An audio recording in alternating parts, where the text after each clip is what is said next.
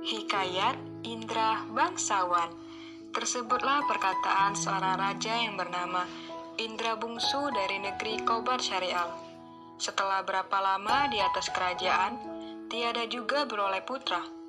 Maka, pada suatu hari, ia pun menyuruh orang membaca doa kunut dan sedekah kepada fakir dan miskin.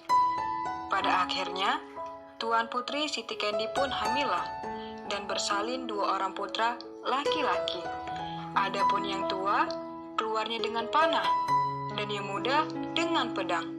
Maka, Baginda pun terlalu amat sangat sukacita dan menamai anaknya, yang tua Syapri dan yang muda Indra Bangsawan.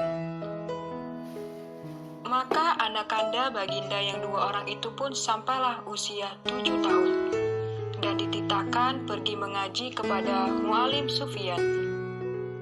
Sesudah tahu mengaji, mereka dititah pula mengaji kitab usul, fikih, hingga saraf, tafsir sekaliannya diketahuinya. Setelah beberapa lamanya, mereka belajar pula ilmu senjata, ilmu hikmat, dan isyarat tipu peperangan. Maka Baginda pun bimbanglah, tidak tahu siapa yang patut dirayakan dalam negeri, karena anaknya, kedua orang itu sama-sama gagah. Jikalau Baginda pun mencari muslihat, ia menceritakan kepada kedua anaknya bahwa ia bermimpi bertemu dengan seorang pemuda yang berkata kepadanya, barang siapa yang dapat mencari bulu perindu yang dipegangnya, ialah yang patut menjadi raja di dalam negeri. Setelah mendengar kata-kata Baginda, Syapri dan Indra Bangsawan bermohon pergi mencari bulu perindu itu.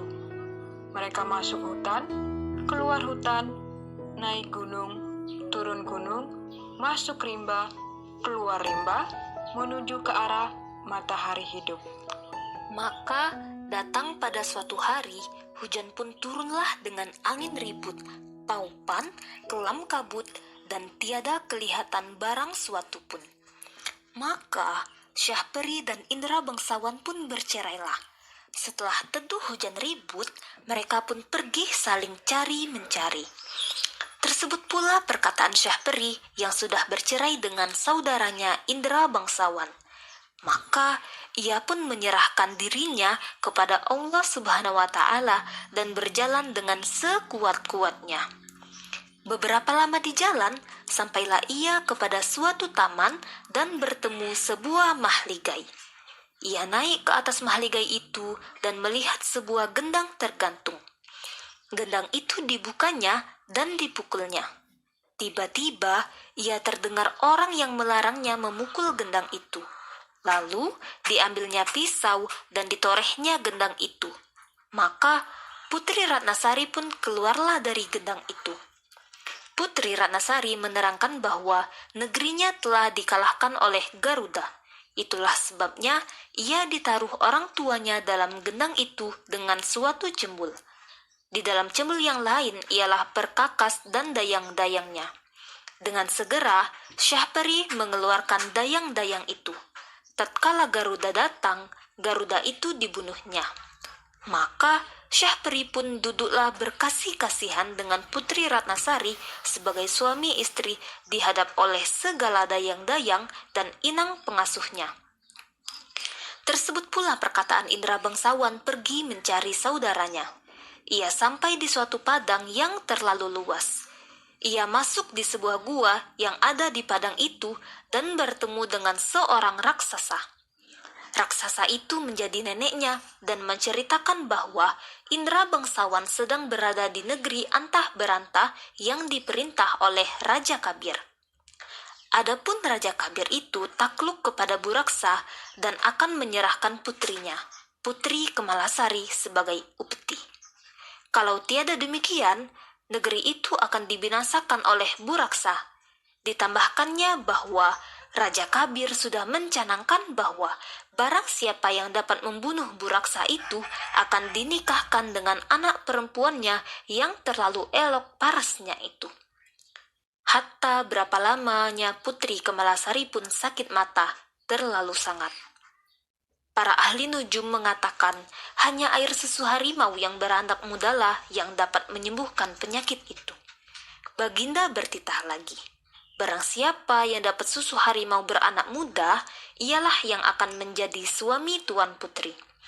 Setelah mendengar kata-kata Baginda, si hutan pun pergi mengambil seruas bulu yang berisi susu kambing, serta menyangkutkannya pada pohon kayu.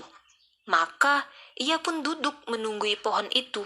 Sarung kesaktiannya dikeluarkannya, dan rupanya pun kembali seperti dahulu kala. Hatta datanglah ke 9 orang anak raja, meminta susu kambing yang disangkanya susu harimau beranak muda itu. Indra bangsawan berkata, susu itu tidak akan dijual dan hanya akan diberikan kepada orang yang menyediakan pahanya untuk diselit besi hangat. Maka anak raja yang 9 orang itu pun menyingsingkan kainnya untuk diselit Indra bangsawan dengan besi panas. Dengan hati yang gembira, mereka mempersembahkan susu kepada raja. Tetapi tabib berkata bahwa susu itu bukanlah susu harimau, melainkan susu kambing. Sementara itu, Indra bangsawan sudah mendapatkan susu harimau dari raksasa atau neneknya dan menunjukkannya kepada raja. Tabib berkata, itulah susu harimau yang sebenarnya. Diperaskannya susu harimau ke mata Tuan Putri. Setelah genap 3 kali diperaskan oleh tabib, maka Tuan Putri pun sembuhlah. Adapun setelah Tuan Putri sembuh, Baginda tetap bersedih. Baginda harus menyerahkan Tuan Putri kepada Buraksa. Raksasa laki-laki apabila ingin seluruh rakyat selamat dari amarahnya. Baginda sudah kehilangan daya upaya. Hatta sampailah masa menyerahkan Tuan Putri kepada Buraksa. Baginda berkata kepada 9 anak raja, bahwa yang mendapatkan jubah Buraksa akan menjadi suami putri. Untuk itu, nenek raksasa mengajari Indra bangsawan. Indra bangsawan diberi kuda hijau dan diajari cara mengambil jubah Buraksa, yaitu dengan memasukkan ramuan daun-daunan ke dalam gentong minum Buraksa. Saat Buraksa datang, hendak mengambil putri, putri menyuguhkan makanan, buah-buahan, dan minuman pada Buraksa.